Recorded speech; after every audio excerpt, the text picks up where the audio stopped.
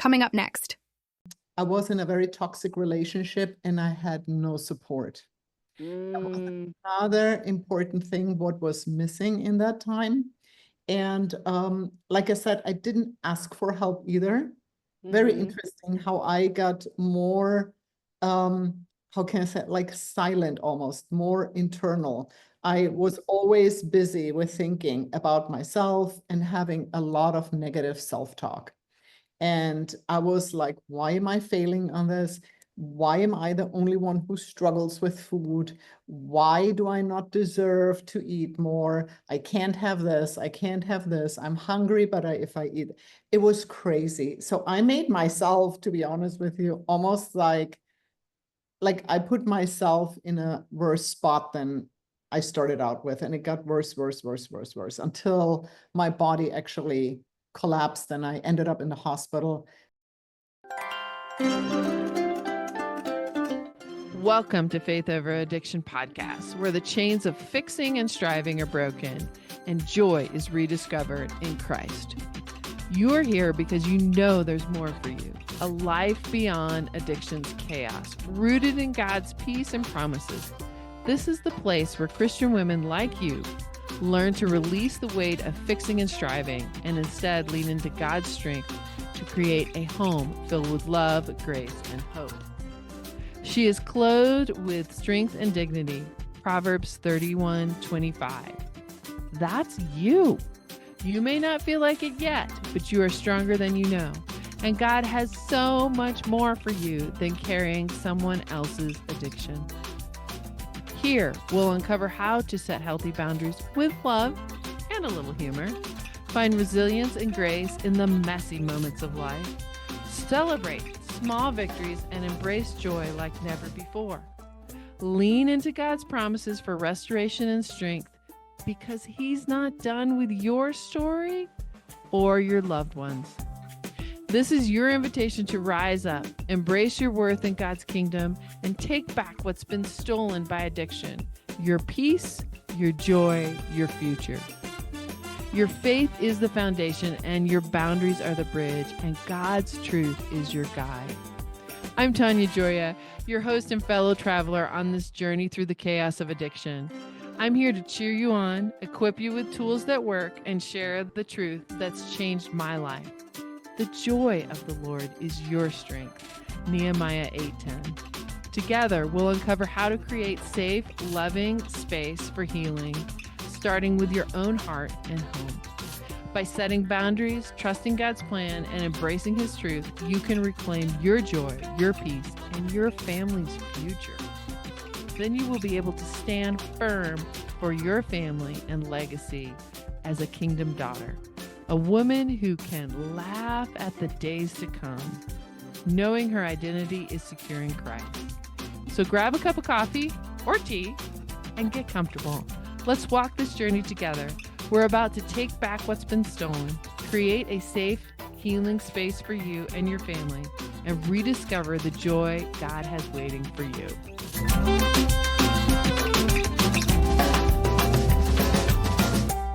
Welcome back to Faith Over Addiction, where we are helping you build your identity in Christ, understand who you are, and how you can serve those around you, especially those in need who are struggling with addiction, without losing yourself. So today I am here with Angela Beyer. She has an amazing story of going from a banker to Miss Universe, finding her true identity, building her health, understanding who she is and what she has to offer in the world. So Angela, thank you so much for being here. Tell us a little bit more about your story and how you've gotten to where you are today. Okay, well, thank you for having me, Tanya. And yeah, my story, I think, started out looking from the outside, very, very traditional, normal, conservative, whatever you want to name it. But I got a degree in finance, and during college, I gained the famous 15 pounds. And when I got into the workforce, I was determined to lose that weight. And yeah, I wanted to present a picture where, oh, there is this successful banker and looks apart. I always wanted to be skinny and like having a certain image in front of people where I thought I had to look like to be successful. Very interesting. Nobody told me that, but I had in my head, I had to have a certain look matching whatever I wanted to accomplish. So I started out with dieting, exercising, and what happened was, of course, I saw success, but then I yo-yoed back and it was going back and forth. And then I went down a slippery slope where I didn't even realize that I was out of control and food was controlling me. And I started, having very interesting diet habits where I cut out more and more food. I over-exercised. I was this cardio bunny who never stopped. And what happened was it was actually so harmful that I ended up in the hospital because I always was looking for approval by others, wanted to present a certain picture. I felt the social pressure, and I actually harmed myself by not knowing what I was doing and actually having an eating disorder by the end of it. And yeah, it's interesting how it happened because if I look back, there were signs, but I ignored them. And I was just keep pushing and pushing and pushing. And the other thing too, I was in a very toxic relationship and I had no support. That was another important thing, what was missing in that time. And like I said, I didn't ask for help either. Very interesting how I got more, how can I say it, like silent almost, more internal. I was always busy with thinking about myself and having a lot of negative self-talk. And I was like, why am I failing on this? Why am I the only one who struggles with food? Why do I not deserve to eat more? I can't have this. I can't have this. I'm hungry, but if I eat, it was crazy. So I made myself, to be honest with you, almost like I put myself in a worse spot than I started out with. And it got worse, worse, worse, worse, worse until my body actually collapsed and I ended up in the hospital and they told me I have to change. There was nothing left of me. And interestingly, my career took off and I was a high performer. But like I said, inside of me, I was crumbling and I couldn't go anywhere. Like I was done. And that put a hard stop on my life. And I decided to actually go back to school and get my nutrition degree. And I wanted to know everything about food because I thought when I have the science down, I figured that one out. So that's what I did. But there is so much more to the puzzle. And it's so much more about self-care. It's so much more about, and like I said, this is almost like the full circle. It's the body, but also mental. It's faith, what you believe in. You have to have a foundation in all aspects of life where you can get out of this in a healthy way. And like I said, you built such a good foundation and startup that you can maintain it and build it and get even better and stronger by doing it. And at the beginning, I didn't achieve that because I went just straight by science. And again, I was still empty inside. I was still going, not knowing that there is more to it, the emotional side of it. So again, I hit a wall and then I said, okay, enough is enough. And I broke up with my boyfriend, which was very difficult for me at the time because it was an abusive relationship and he made me feel that I couldn't live without, like nothing. And he put me down and without him, I couldn't survive and yada, yada, all those lies. So I completely detached and I went to the United States to learn English and I wanted a break. And just find myself and recalibrate what's going on here. because I was still struggling. And when I came to this country, I actually fell in love with the country. I wanted to stay. And again, this is so interesting. What did I do? I, after the English school, applied for an internship at a bank because it was familiar, Right. because it was Right. something I knew how to do it, but it was not fulfilling. It was not what I was meant to do. Mm. Here I am in the banking space, and I remember the conversation with my immigration lawyer, and she said to me, well, you have to go back to Germany because there's so many bankers out there. You can't get a work visa. Only if you have special skills. And I'm like, well, I don't have special skills in banking, but I can lift things up and put them down really well. And she's like, what do you mean? I said, well, I'm really good at bodybuilding. And she's like, okay, if you can get a world champion title for the United States, you can get a green card. Wow. So that shifted your whole perspective. But let's go back to this not enough feeling. I have to keep proving myself. Where did that come from? Do you know? I think it was back in the days, the being unexperienced. I grew up in a very protective household, conservative, and I was in like rural countryside. There was not a lot of pressure, so to speak, and a lot of acceptance. And I was actually in a Lutheran boarding school where there was no judgment, so to speak. We were just all the same, and we had a very, very good education and upbringing. And it was, see, this is what I didn't realize, but there I was in a group of like-minded people who were uplifting and helping each other. There was a different energy, a different dynamic.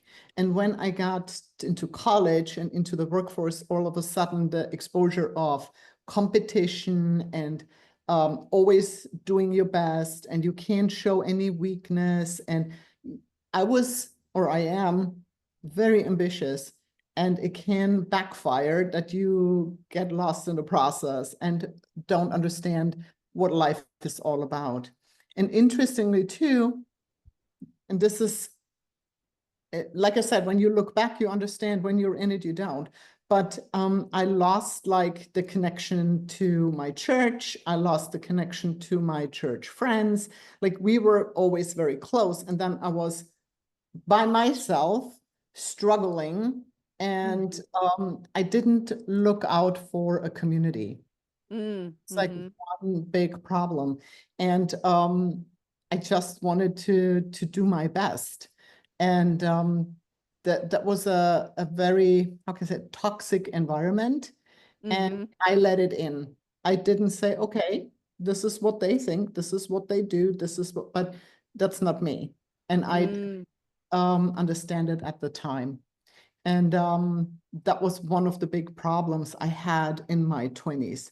I wanted to fit in. I wanted to, be in that, whatever it was, circle. But yeah, that was like one of the big things, big problems, the social So pressure. you come to the United States. Have you been able to establish this is who I am, this is my identity, or does that come after the Miss Universe title? No, so this is the interesting part. When I started the journey preparing for, first I started at the Miss Florida show. I had to qualify for Miss USA, and then from Miss USA to Miss Universe. I actually found a very wonderful group of people, and then I decided I wanted to go back to a Christian church and wanted to find a community, because one thing was I wanted to learn English. I wanted to have a good environment. I didn't want to be by myself, so to speak. I wanted to have friends. And this was for me a fresh start and a new beginning. And the feeling of connections and having people who actually cheer you on was in that community. And that helped me to just stay on track. And I remember I had I'm a person who loves routines. And I think it has a lot to do with if you ever had a food addiction in any kind, to have structure and routines and habit stacks, which you need to create and really put into your life to stay on track and have the food freedom you always want, are crucial. And having this time where I went to church, I started journaling.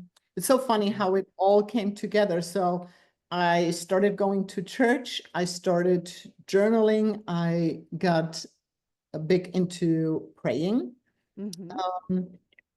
This was one thing when I had, I'm on my diet, I'm doing my thing, and I feel in the flow. I felt like everything was falling into place, and this is the right thing to do. And it wasn't that hard in that moment. It's a very interesting thing. And when I had my struggles, I either did a gratitude list, writing down what I'm grateful for. I prayed, or I was calling a friend. So if I couldn't reach a friend talking to, then I started praying or I started doing a gratitude list. So these were my three things I did when I felt like, I'm going off track and I'm having food thoughts again, or I wanted to beat myself up because I rather wanted to do extra cardio. And I'm like, no, you're done. And that's it. And then I did my prayer or whatever. And that helped me to actually get grounded again. Great tips. Great tips for, call the friend, get the journal out, talk to your higher power, enlist the help. That's where I think you talked about earlier of when you lose the community, when you have all this negative going on in your life, when you're not reaching out for help, that's when you really begin to drown. Right. Absolutely. Yeah. And this is, I think, such an important thing because people like to help in general. That's what I experienced. But if you never ask for it, you never receive it. And it's nothing wrong with asking for help. And I can only speak for myself. Boy, was it hard at the beginning to ask for help. And the more practice you get in, and the other thing too, now when I journal at the end of the day, it's funny how it develops. But now every night when I journal, write about my day, I always ask three questions. Question number one is, what did I give today? Question number two is, what I'm grateful for today? And the third question is, what did I learn today? So I answer all these three questions every night. And that, because I think the more you give, the more you receive. And it's such a beautiful thing to watch when you actually start practicing this. And it comes back tenfold for sure. Those are awesome. Awesome.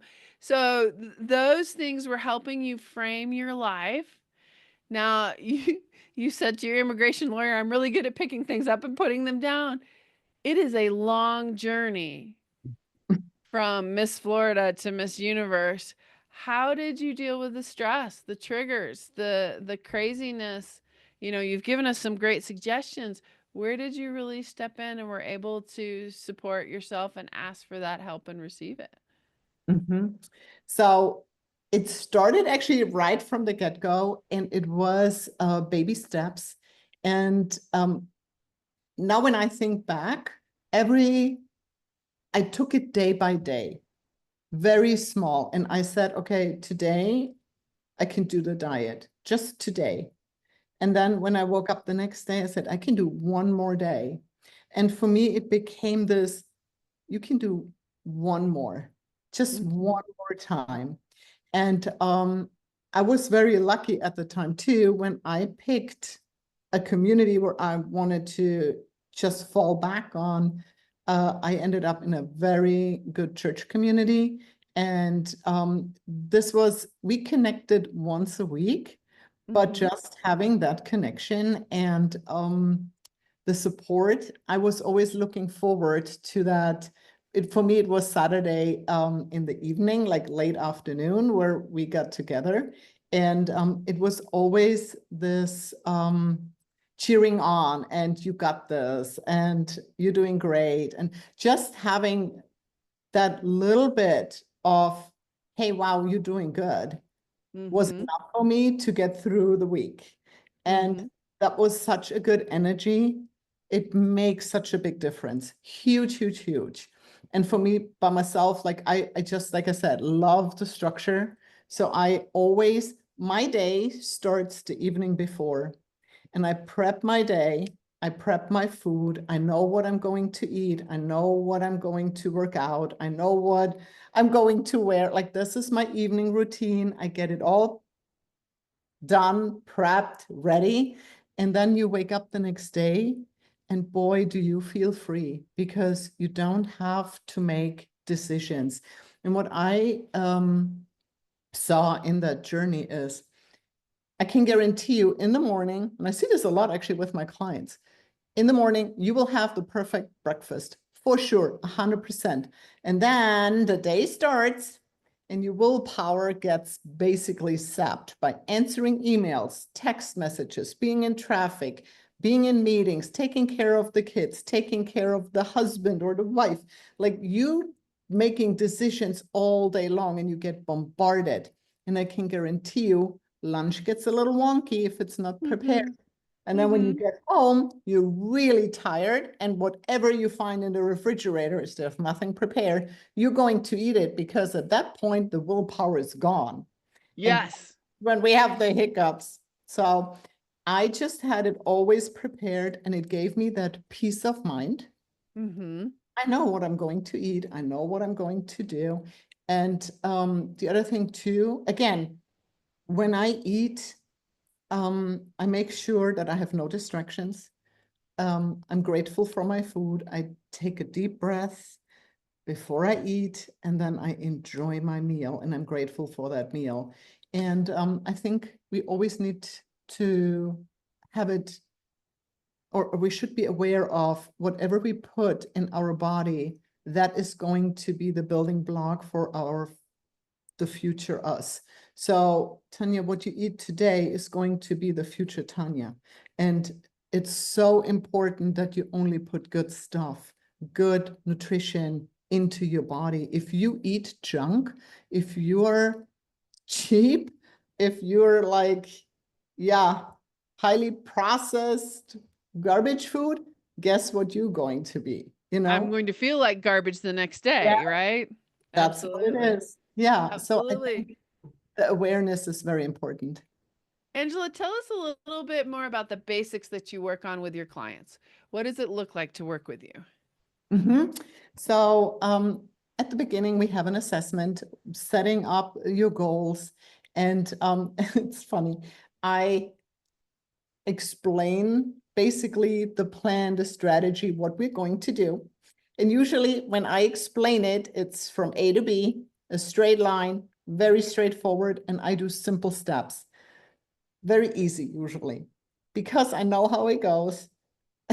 Everybody agrees, yeah, that's what we're gonna do. And then life gets lively, and we have stop signs, detours, we go off the track and down the ditch, we have to get back up, and that is all okay. That's fine and totally normal. And again, if it's not what you planned and it happened, we just go right back on track immediately. We clean it up, and then we start again. And there is no mistake too big that you cannot fix it. It's totally fine. It doesn't have to be 100% perfect, but that's where I come in. I just help support and guide you to stay on track and reach your goal. And it's all about being healthy. And like I said, if you know you have that support, it gives you a peace of mind and freedom. So you just follow. Yeah, you make it easy. Tell us about some of the successes you've had with some of your clients. Where have you been able to take people? Yeah. So it's so interesting. I had clients It always is the same kind of pattern. So I have women that were morbidly obese and they were able to lose. I had a client who lost in 6 months 80 pounds of Wow. weight. Yeah. But again, from being frustrated and almost like depressed and self-sabotaging and a lot of negative self-talk to actually getting out of this and accepting the journey. And everybody has a different journey and a different way of losing, let's say, the weight, for example. So we have to dial it in what fits for you.